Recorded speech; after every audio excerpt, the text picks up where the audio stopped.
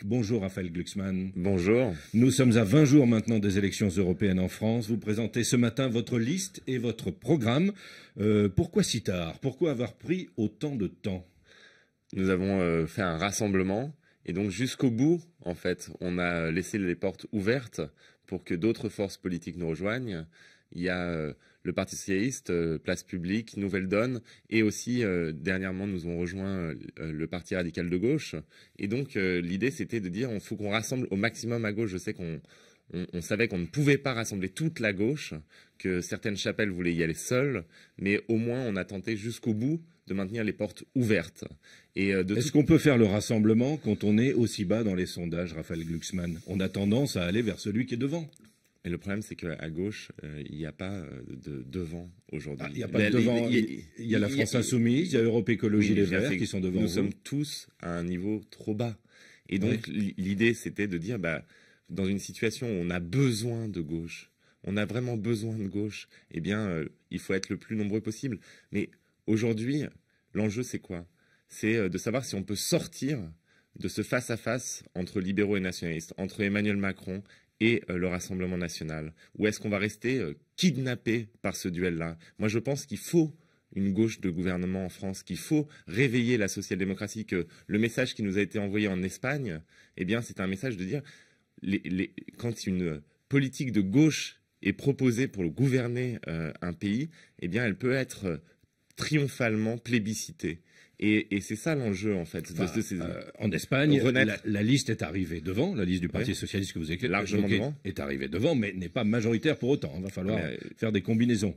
Enfin, il y a 2 ans, si vous vous souvenez, l'ensemble des analystes, l'ensemble des commentateurs nous expliquaient que le PS était mort. Que le PS espagnol était mort, que désormais c'était le populisme de gauche face à la droite dure. Et c'est ce qu'on dit du PS français, Raphaël Glucksmann. Oui, mais il y a des millions de gens qui sont des sociodémocrates dans notre pays et qui sont choqués par la politique qui est menée, et y compris parmi les électeurs de Macron en 2017, qui sont choqués par la politique qui est menée sur les questions migratoires, choqués par la politique menée sur les questions sociales, choqués par la politique menée sur les questions fiscales ou sur les questions des libertés publiques. Et ces gens-là, en fait, il faut leur parler, il faut montrer qu'il se passe quelque chose de neuf, que la gauche a enregistré le message qui a été envoyé par les urnes, et qu'enfin, on se lance dans une nouvelle aventure. Et c'est ça qu'on veut essayer de porter, de montrer que les élections européennes sont une première étape dans une grande remontada à l'espagnol. Alors, mais pourquoi vous, pourquoi votre liste plutôt que les autres qu'on évoquait? Si on fait le compte, j'ai fait le compte rapide, alors avec des nuances, il y a 8 listes de gauche qui se présentent à ces élections européennes. Parce qu'au cœur de notre projet, il y a cette rencontre entre la quête de justice sociale et l'impératif de la transformation écologique. Ce qui va régénérer l'offre social-démocrate partout en Europe, c'est précisément la jonction de ces 2 piliers de ce que sera la gauche du XXIe siècle. L'écologique et le social, mais je lis la même chose dans le programme de Yannick Jadot pour Europe Écologie Les Verts. Je lis la même chose ou à peu près dans le programme de Benoît Hamon pour Génération. Il y a une différence fondamentale avec Yannick Jadot. C'est prenez la crise des Gilets jaunes. Yannick Jadot était contre le retrait d'une taxe carbone sur le diesel. Or, ce que ça montre, c'est que ce qui a montré toute cette crise, c'est que si on veut créer une fiscalité écologique sans souci de justice sociale, on va conduire à la fracturation de nos sociétés. On va perdre sur l'écologie et on va perdre sur le social. L'autre grande différence, c'est que si on veut porter un projet pour l'Europe, puisque c'est des élections européennes, un projet de changement à l'échelle européenne, il faut des alliés. Il faut des alliés puissants. Et nous, nos alliés, ce sont Pedro Sanchez en Espagne, c'est Paul Magnette en Belgique. C'est-à-dire, c'est la gauche européenne. C'est ça qui va permettre de changer les politiques menées à Bruxelles. Le face-à-face qui compte pour ces élections européennes, ce n'est pas le face-à-face nationaliste ou progressiste. Au Parlement européen, les 2 principales forces, ce seront les sociodémocrates d'un côté et les conservateurs libéraux de l'autre. Le droite-gauche classique. Bien sûr, le Nouveau Monde a fait pchit à l'échelle européenne. Vous parliez de taxes, de fiscalité. Vous proposez un impôt européen au service de la transition écologique et aussi une taxe sur le kérosène pour les vols européens. Est-ce que c'est en créant ces nouveaux impôts que vous allez réconcilier, comme vous le dites, l'écologique et le social? Mais ces impôts, faut savoir qui paye les impôts. L'enjeu, c'est de faire payer les grosses sociétés. C'est un impôt sur les bénéfices des grandes sociétés. Or, ces bénéfices, c'est les dividendes versés aux actionnaires de plus en plus aujourd'hui, de manière écrasante. Et vous savez, aux États-Unis, c'est typiquement un pays bolchevique, les États-Unis. Aux États-Unis, de Roosevelt à Trump, l'impôt sur les bénéfices des grandes sociétés était de 38%. Trump a fait un Big Bang libéral et il a baissé les impôts sur les bénéfices des grandes sociétés à 24%. En Europe, aujourd'hui, le taux moyen, c'est 19%. Nous, ce qu'on propose, c'est un impôt sur les bénéfices dans ces grands groupes et qui serait compris entre 1 et 5% selon les pays. Et à quoi servirait l'argent, Raphaël Glucksmann? Eh bien, il abonderait un budget climat.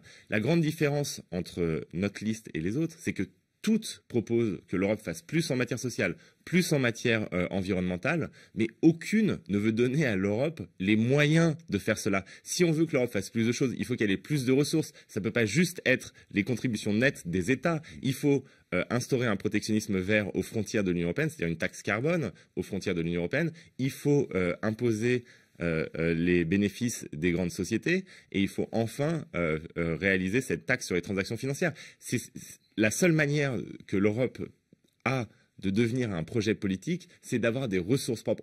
Aujourd'hui, le budget européen est ridiculement bas. Alors je sais, c'est impopulaire aujourd'hui de dire cela, mais de toute façon, ce qui est en jeu, c'est notre cohérence. Si on veut que l'Europe fasse plus, il faut qu'elle ait plus de moyens. Pour mettre en place un impôt européen, il faut l'unanimité des États. Non, il y a des coopérations renforcées en matière fiscale et ça, c'est quelque chose qui est extrêmement important. Vous savez, la taxe sur les transactions financières, il faut 11 pays pour la mettre en place.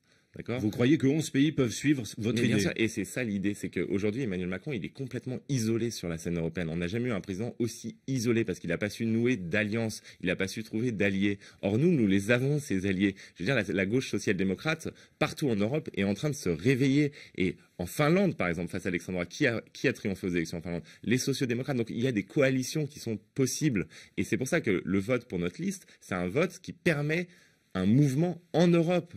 Et pas simplement un vote de témoignage. Raphaël Glucksmann, vous proposez également un asile européen pour les migrants. Oui. En quoi est-ce que ça consiste? On a vu au moment de l'ouverture des portes allemandes par Angela Merkel à quel point il n'y avait pas de solidarité européenne. Il faut absolument plus revivre cela. La première chose à faire, c'est de sauver les gens qui se noient en Méditerranée. Et pour ça, il faut relancer à l'échelle européenne Mare Nostrum. La deuxième chose à faire, c'est enfin d'avoir une solidarité européenne dans l'accueil. Donc nous, ce que nous proposons, c'est un régime européen de l'asile avec des mécanismes contraignants qui obligent tous les pays à prendre leur part. Et ceux qui refusent seront sanctionnés. Raphaël Glucksmann, un mot sur les sondages. 4,5% des intentions de vote d'après le baromètre du jour d'Harris Interactive. Vous ne dites pas qu'est-ce que je suis allé faire dans cette galère parfois? Mais à partir du moment où on croit dans les mots qu'on écrit, qu'on prononce, on doit se battre. Il faut que Parce que 4,5, ça veut dire zéro élu. Hein. Il faut que les actes, mais vous verrez qu'on aura des élus. La campagne ne fait que commencer. Et c'est tout l'enjeu de cette campagne, c'est l'émergence de cette force de gauche. Et vous savez, aujourd'hui, le président de la République a cherché à repousser le plus possible le début de la campagne. Tout va se passer maintenant. Il reste 3 semaines. Ce sera 3 semaines de campagne. On va parler d'Europe enfin et on va s'affronter projet contre projet. Je suis convaincu qu'on créera une dynamique et qu'on sera à la surprise. Merci Raphaël Glucksmann d'avoir été notre invité ce matin.